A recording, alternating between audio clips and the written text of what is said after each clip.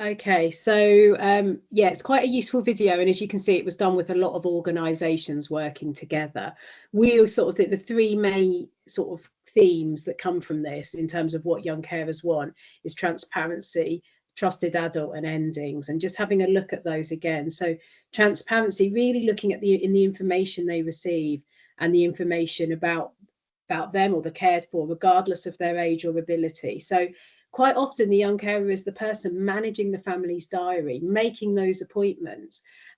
So they do need things explained, as they said, in an accessible format, language and resources to be modified to be inclusive of that young carer.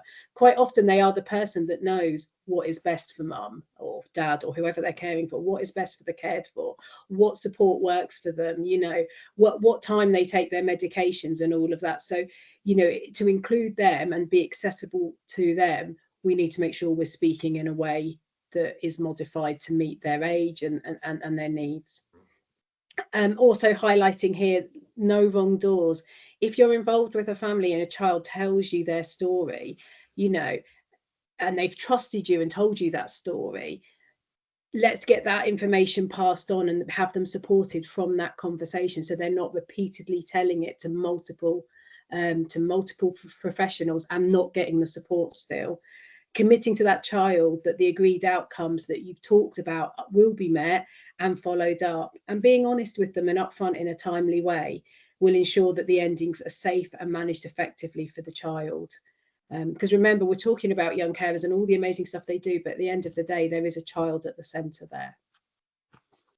Thank you. So a little while ago,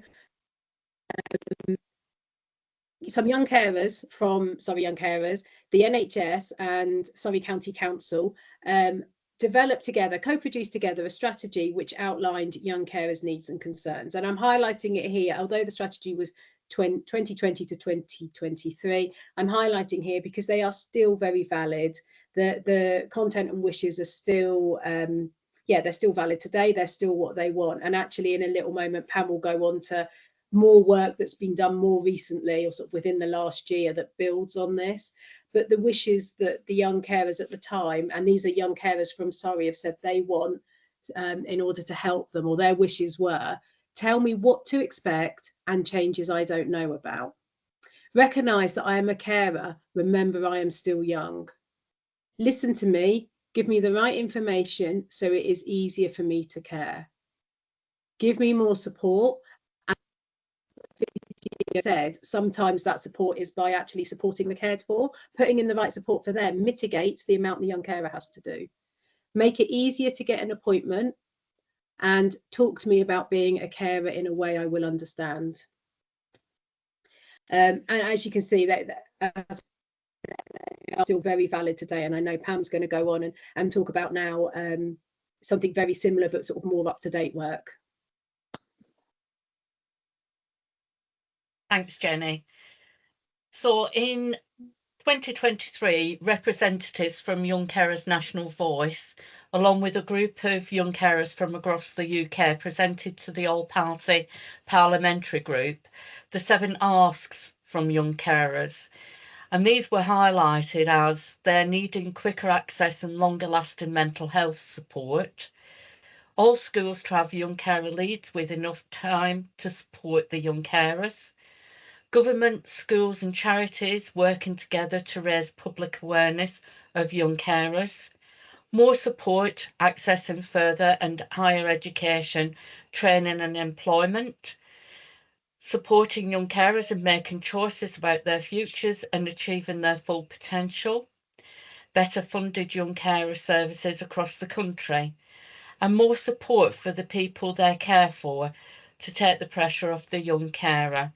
So it's recurring themes from what the young carers are telling us today, from what they were telling us previously, and it goes on then to the Young Carers Covenant, which we'll talk about shortly.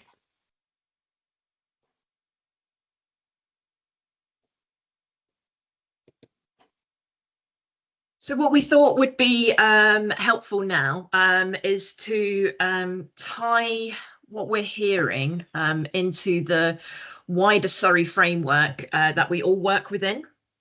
So colleagues may be familiar with the continuum of need matrix. This is what was called the level of need, or you might remember it as the windscreen.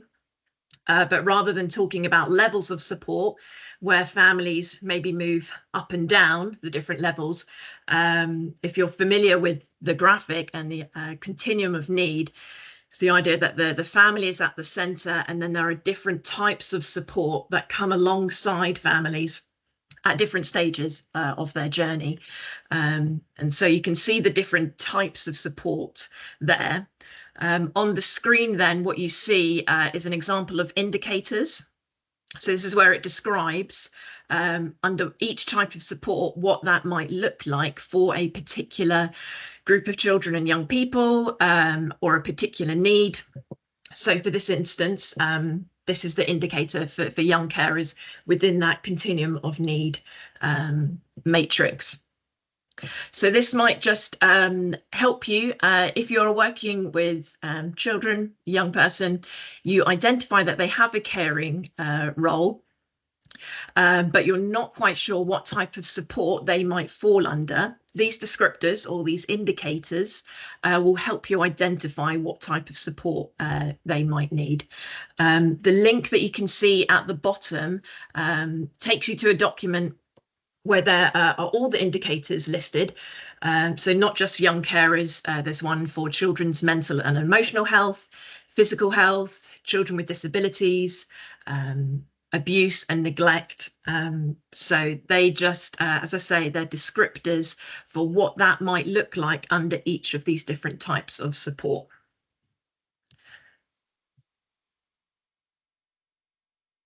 So taking those 5 types of support, which you can see listed there on the left, what we thought might be helpful is to explore then actually practically, if you work with a child or a young person, you've identified that they have a caring role, that they are a young carer, you've identified maybe what type of support they would come under that continuum of need, then what to do, basically, where can I go, what things can I do then.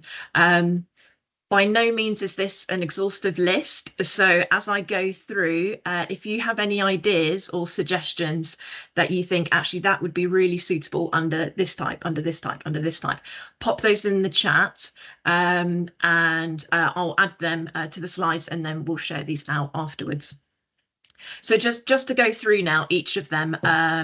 So under universal, the top one, yellow one, this is really what we can all do, regardless of how impactful the young carer's role may have on their day-to-day, on their well-being.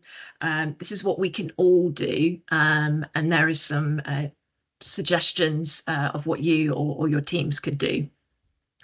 Emerging needs, so the green, this might be if you've identified a young person has a caring role. It's not really impacting their life, but maybe you just want a little bit of advice or guidance, then I'd encourage you to reach out to Jenny's team at Surrey Young Carers. You could attend another training course, there's a link there. For our education colleagues as well, it might be maybe connecting in with the homeschool link worker, or maybe your school has a young carers group, or maybe you could help set one up, and so maybe just make that link for that young person. Then their caring role isn't necessarily having a huge impact, but maybe just wanting a little bit of support. If you do identify that the young carer perhaps needs a little bit more support, then you can, so this is the targeted support, the blue sort of strip now, and you identify that they need a bit more support, you can make a referral directly to Surrey Young Carers, or connect the person into some of the support that Surrey Young Carers offers, or My Time, which is the video that we heard at the start of the session, and you saw some of the pictures there with some of the activities that they have. And then for our health colleagues, there's something called the carer's prescription, and this is just another way of making a referral. So you've identified that actually this young carer needs a bit more support, I think my understanding is this is for just health colleagues. There's the carer's prescription where you can make a referral. Otherwise, you can go directly to Surrey Young Carers, and Jenny's going to tell us a little bit more about Surrey Young Carers offer shortly. The next two sections, so the purple and the orange, this is when the young person, as Jenny has said, has inappropriate and excessive levels of care. So in other words, their caring role is having an adverse effect on them, on their well-being. And so at this level, so inappropriate and excessive levels of care, this is where you would make a request for a young carer's needs assessment. And you can do that through CSPA, the Children's Single Point of Access. And there's a link there, which will be available on the slides for you to click on. Similarly, if their caring role raises safeguarding concerns or impacts their welfare, and you need to make a safeguarding referral, again, that can be made via a request through CSPA. So hopefully the young carers needs assessment, that really just would come into effect actually at the point where the young carer's caring role is inappropriate, excessive levels of care, and it's having an adverse effect. Hopefully everything before that is actually we can meet their needs through other means. So that yellow, the green, the blue strip. It's once it starts to have an adverse effect, at that point, then we can make a young carer's needs assessment. So Jenny, do you just want to take us through? we've got a question in. I think Kate Barker's wanting to make a comment or ask a question. I think. Okay, Kate. Yes, Yeah. Thanks, Annika. I'm no social care expert, and I may have missed it during the earlier discussion and presentation, but it would be really helpful before we move on from this slide for someone to clarify what are the procedures with regards to consent. I understand that this is threshold based, but you can't just initiate something without a parental or whoever's the responsible adult giving consent. And there are a number of instances where schools could have brokered a conversation, or parents have actually declined access. So I think it would be helpful if at some point, either during the meeting or afterwards, if we can clarify about parental consent, because it cannot be assumed. And I think I'm just concerned we might set the hairs running. Okay, Yeah. so thanks for that. Yeah, sorry, thank you. Jenny. Certainly for referrals to our service, there is a parental consent box, and anything through CSPA would be following your normal consent procedures that you would put in place. But our referral has a consent box on it. Yeah, I think it would be helpful when you send out the resource materials, perhaps include a slide that just confirms what the consent process is, please. Yeah, sure. Thank I think, you, Kate, I've been in a number of conversations about parental consent, and one of the challenges is that particularly down the kind of the heavier end, there isn't necessarily that there's various schools of thought, and I think Surrey's still trying to navigate through it and get to the right point. At the light end, obviously that's easy. You ask for parental consent and that's it.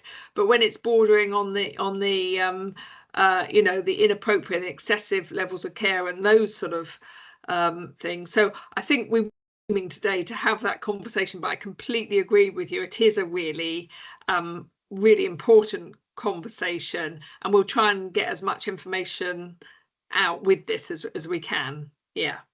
Thank you. I mean, if it was the heavy end, you'd go through CSPA or safeguarding, but having seen the activity performance figures for our responsibility, and we know we're not meeting the anticipated trajectory for assessments and or referrals for young carers, It's knowing where we've got the mixed messages or maybe not.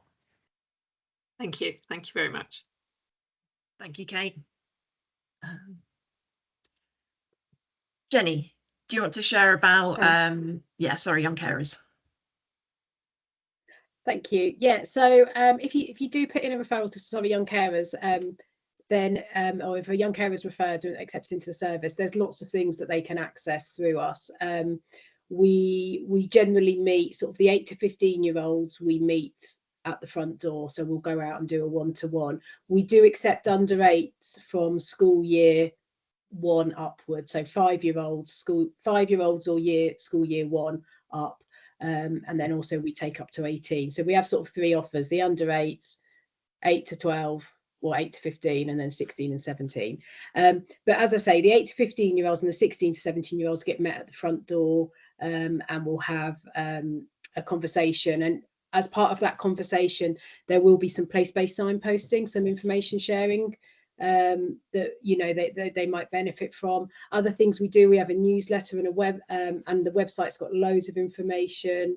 We do loads of sort of activities, events, fun days.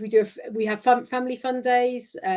We also have a forum or a place where young carers who are interested can come together and share what they feel we should be offering as their voice forward, and to put into place what they, to give suggestions about what they feel would be interested. We have access to some funding, but they are by need, and also age for the travel card, and lots of and some ad hoc opportunities. They were involved with a film company or a filmmaker. She wanted to make a documentary on young carers, and we've been involved in that. Some of our young carers were involved with that. And they get to meet other young carers. I've just noticed that at the top that I didn't say. So yes, there's lots of things we do, and that's what we offer to young carers. But we also have links with schools, and our team, or my team, will go into schools and into young carers groups and meet young carers that way. And we do training we also will offer training to schools and other professionals as needed. Thank you. To put in a referral, you'll find the form on our website, and also on our website there is a specific section for professionals, which has some lots of information, and not just for young carers, because we do cover all age carers. So if you're working with, as I say, a child with a disability, then you've got your parent carers and your young carers. So you'll get lots of information on our website in terms of registering. But as I say, our referral form can be found on there. Thank you. Yeah, and that's my details. So please, if you have any questions or queries with regards to young carers, then do feel free to email me. If it's more of a general inquiry, then that's the SYC email address. The Surrey Young Carers will answer that. But yeah, thank you.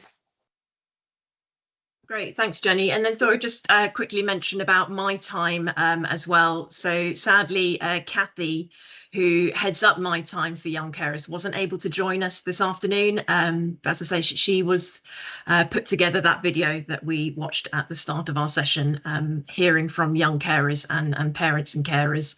And you saw some of the pictures of some of the activities that they get up to. So My Time offers youth clubs, holiday activities for young carers aged 7 to 16, just around the Epsom, Ewell and Mole Valley area. So for colleagues on the call who are working around Epsom, Ewell, Mole Valley, please do remember, be aware of My Time for Young Carers, connect in any young carers that you're working with to this charity. At the bottom there, you can see the website, and then also Kathy's email as well. She would be very happy if you wanted to get in touch and find out more about My Time and how they support young carers.